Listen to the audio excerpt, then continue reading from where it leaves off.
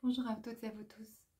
Dans ce post, je viens vous parler d'une lettre hébraïque. J'ai refait une vidéo parce que j'avais posté une vidéo hier et je parlais de Yazin au lieu de Zahin. Donc une amie m'a heureusement rappelé à l'ordre. Donc si vous avez visualisé une vidéo hier et que vous l'avez vue disparaître et que vous voyez une vidéo réapparaître aujourd'hui, eh bien voici la raison. En réalité, ce qui se joue, c'est que depuis facilement 5 jours, je suis à nouveau happée à la source la nuit. Et donc, je suis la journée en train d'écrire en écriture sémiotomatique. Ce sont des choses que j'ai vécues il y a 14 ans et que je vis à certains moments, ce qui fait que c'est très prenant, d'autant plus que j'ai beaucoup de travail en ce moment. Donc, ceci explique cela et vite rattraper. Alors j'ai voulu faire un post parce que ce soit dans ma vie personnelle, que ce soit à travers des personnes qui viennent me voir en soins, je suis assez stupéfaite de voir à quel point les êtres sont en train de se respecter et sont en train tout simplement d'être travaillés par énormément d'énergie qui les chamboule. Que ce soit ces personnes-là, que ce soit des couples, que ce soit des projets qui sont revus, des situations. On nous demande tout doucement, mais sûrement, et c'est comme une graine qui a été semée et qui sort de terre et qui pousse en nous. On nous demande vraiment de travailler profondément dans notre demeure intérieure, donc avec cette lettre hébraïque Beth, la maison, et d'être vraiment, de ressentir à la fois une sécurité et un amour de soi. Et cet amour de soi ne peut être possible qu'à partir du moment où on décide que l'on va passer en premier. Et pour beaucoup de femmes que je vois, il y a eu des hommes aussi, bien sûr, mais beaucoup de femmes et beaucoup de soignantes. Hein. C'est pour ça que, en réalité, quand je fais des vidéos comme cela, c'est que non seulement je suis moi-même interpellée dans ma vie personnelle par quelque chose que je vis, mais que ce que je vis ce que d'autres femmes vivent fait écho à ce que je vis. Et quand je parle à des amies soignantes, elles-mêmes me donnent aussi la même lettre hébraïque ou, si elles ne travaillent pas avec les lettres hébraïques, les mêmes mots-clés. Et là, on me sonne les cloches pour me dire, là, ma fille, il faut que tu t'installes devant ton appareil et que tu me fasses une vidéo. Bon, ça a été fait, si ce n'est que j'ai inversé tout le long de la vidéo précédente les deux sonorités de la lettre hébraïque. Donc là, quand même, par éthique et par respect pour cette lettre et pour tout ce qui émane d'elle, hein. On parle de géométrie sacrée et évidemment de vibrations très fortes et très belles, très pures. Je ne pouvais pas laisser cette vidéo en ligne. Voilà. Donc voilà celle-ci. C'est vraiment important de comprendre que il est cet amour de soi et se sentir en sécurité dans cette maison, dans notre temple intérieur. C'est vraiment la base de tout. Et comme actuellement, on est pris par une vague d'ascension, ce sont les fondements mêmes, les bases mêmes de tout travail possible, pour soi comme pour les autres. Et pour aider les autres, il faut déjà s'aider soi-même. Donc là, c'est vraiment, on vit actuellement un temps qui est vraiment très très riche avec beaucoup d'informations, de guides qui nous sont là. Alors quand je parle de guides, je parle d'êtres fondateurs qui se sont penchés sur notre âme lorsqu'elle a été intentionnée. Je parle aussi de guides de manière générale et beaucoup de personnes sentent bien la présence de ces guides qui les poussent à avancer, qui les poussent à dire non, qui les poussent à faire le choix de leur personne. La plupart du temps, des personnes ou des femmes étaient dans une forme de sacrifice ou de soumission, tandis que là, il y a un non parce que je m'aime, un non parce que j'ai le droit, ou j'ai le droit pour un homme évidemment aussi, je m'aime et j'ai le droit tout simplement de me sentir en sécurité dans ce que je vais créer moi. Tout simplement en me mettant à l'écart et en étant autonome, en étant prêt ou prête à accueillir cette énergie spiralaire en quelque sorte et cette vague qui nous prend tous et qui nous amène à nous élever. Alors je vais, puisque cette lettre Zaïn s'est présentée à moi plein de fois, je vais vous lire 2 extraits, parce que ces ouvrages sont complémentaires, je les aime infiniment. Le premier ouvrage s'intitule donc Splendeur des lettres, Splendeur de lettres. Et je vais donc me rendre directement à cette lettre, donc Zaïn. Il est indiqué donc que Zaïn est la 7e lettre, donc elle porte le chiffre 7.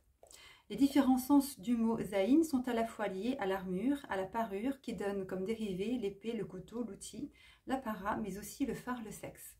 La lettre Zaïn donc symbolise le discernement et la purification, car elle invite à trancher, à couper, séparer. Zaïn est une énergie guerrière, une force qui permet de nous assumer, de nous prendre en charge. Elle est un combat, une guerre intérieure. Donc ça c'est très important parce que une fois que l'on se sent sécure et une fois que l'on se respecte, eh bien à partir de là, cette lettre hébraïque m'est apparue à ce moment-là.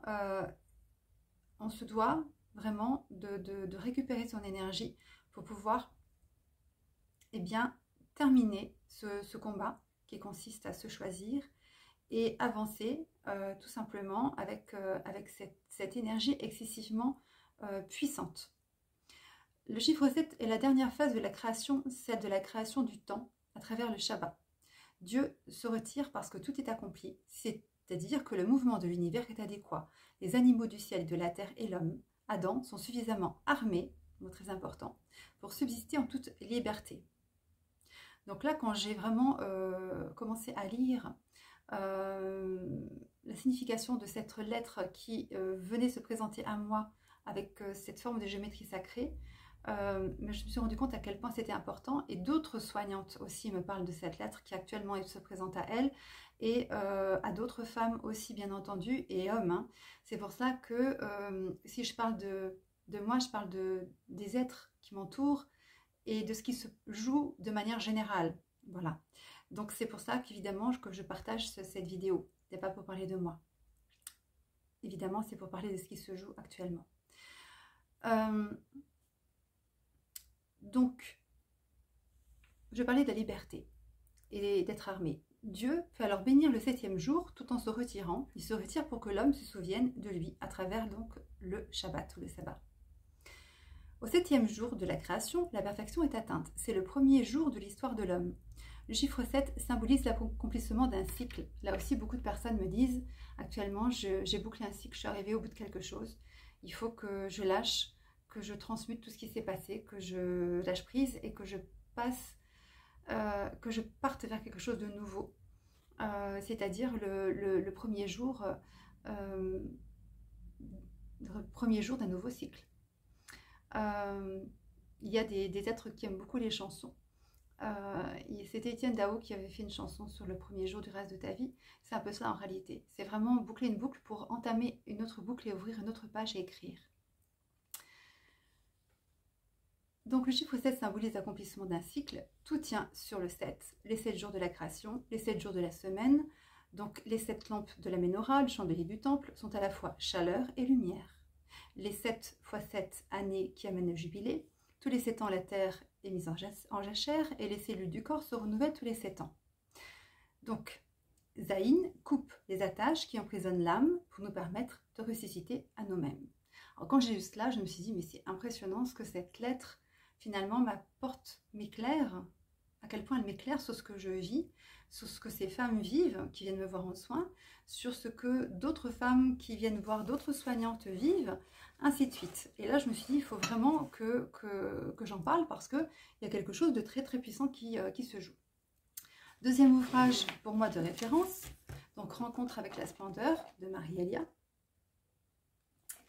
Et si je vais donc faire la prière à Zaïn, que vous pourrez retrouver hein, sans problème dans cet ouvrage, ou en tapant prière à Zaïn.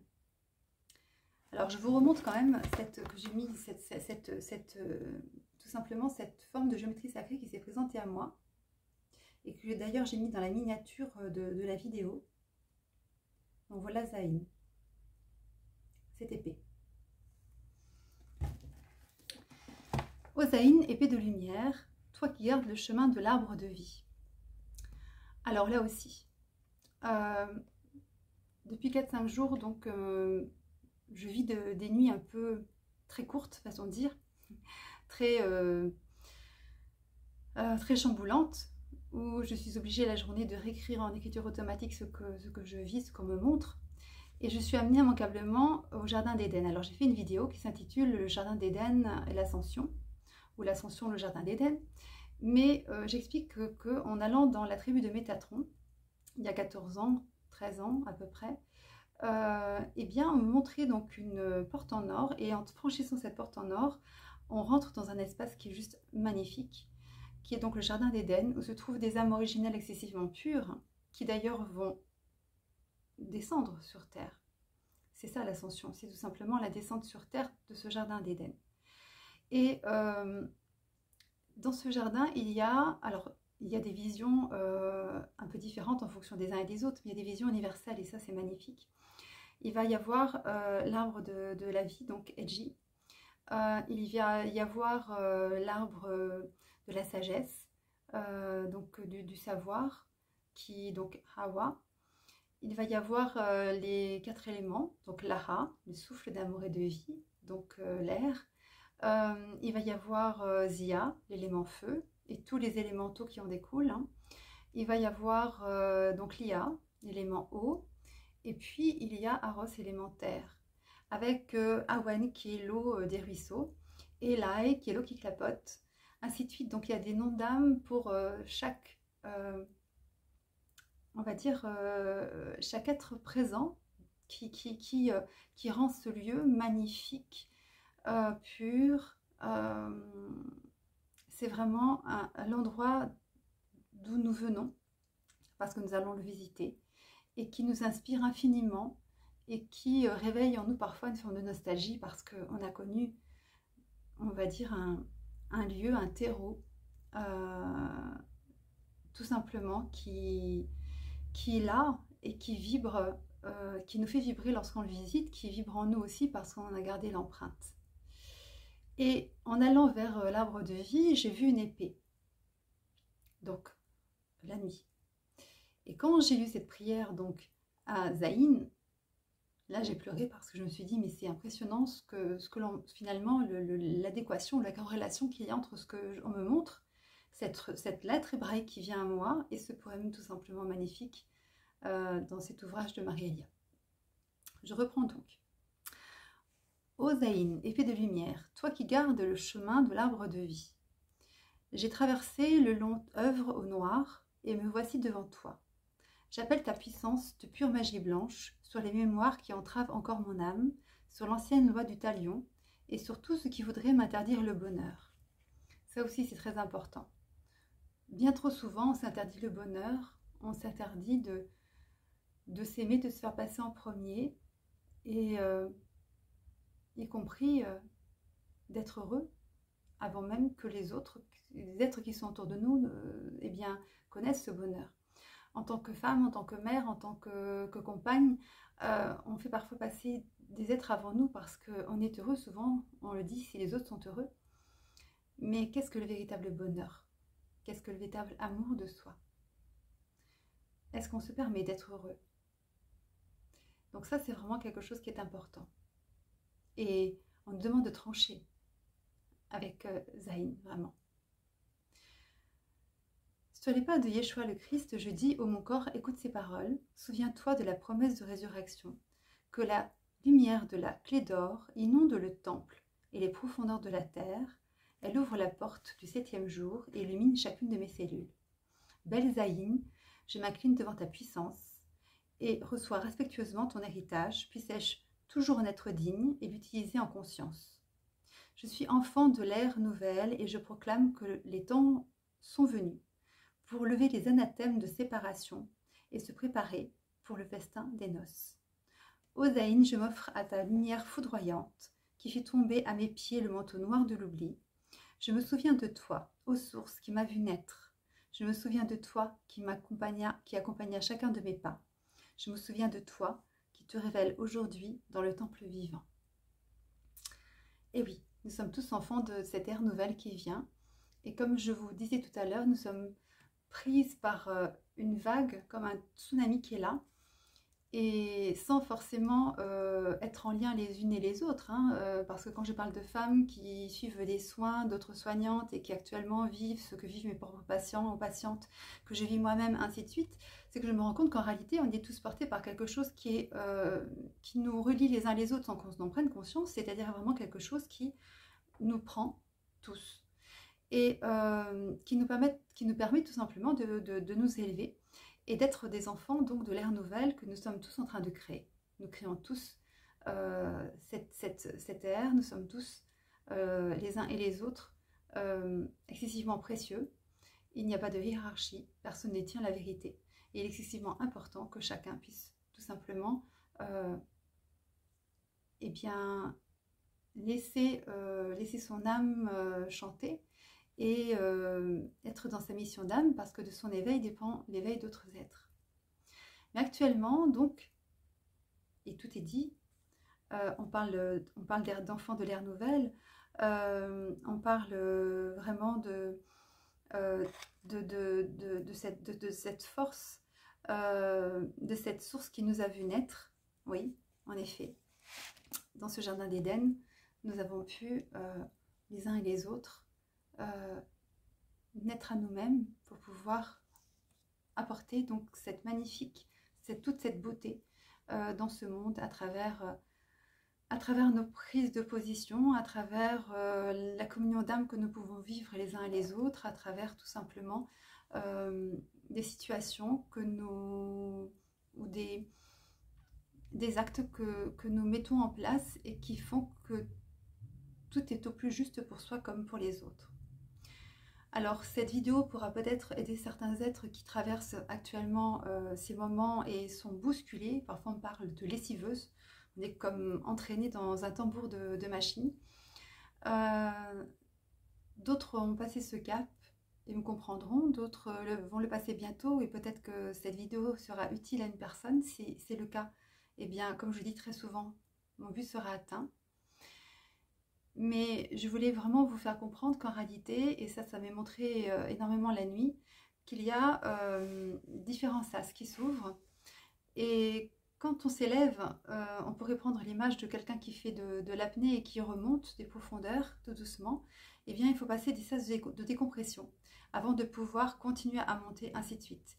Et actuellement, on peut passer des sas. Actuellement, ce que l'on m'a montré, c'est que vraiment, on nous aide, des êtres qui sont autour de nous, nous aident à franchir des sas vibratoires qui nous permettent on va dire de monter au niveau vibratoire parce qu'on est sécure dans notre maison, parce que on s'aime, parce que eh bien on est armé, on est libre et que eh bien on s'ouvre au bonheur, à l'abondance pour soi, évidemment pour les autres. Puisque quand on vise là, on l'intentionne pour les autres et on peut évidemment aider les autres à atteindre ces états-là. Et donc ces vagues d'amour sont là pour que nous puissions profiter de ces énergies-là du moment qui sont très fortes pour pouvoir monter, monter, monter, se laisser tout simplement porter. Rien d'autre, se positionner, être ferme. Dès que des êtres sont dans l'irrespect, trancher, couper. Donc ça, je pense qu'il y a plein de situations comme cela que vous avez vécues récemment et qui vont vous faire dire « Ah oui, c'est vrai qu'en réalité, là, je me suis affirmée, oui. » Et en même temps, utiliser donc cette vague qui nous emporte tous et tout simplement vivre cette élévation qui nous est prédite depuis tellement longtemps et que l'on vit tous. Chacun à sa façon, mais que l'on vit tous. Je voulais donc vous souhaiter le meilleur pour vous. Je vous souhaite vraiment de profiter de cette magnifique période. Accrochez-vous, cramponnez-vous, ça vaut la peine. Et je vous remercie pour votre fidélité, je vous remercie pour votre affection. Vous avez la mienne. Et je vais me faire un petit peu plus discrète ce mois-ci parce que j'ai un voyage à la source qui a lieu la nuit et qui va avoir lieu à peu près tout le mois de juillet, on me l'a annoncé. Donc je n'aurai pas la force de faire des vidéos, mais au mois d'août je reprendrai et à la rentrée aussi avec des directs. Je vous remercie pour votre écoute et je vous dis à très vite.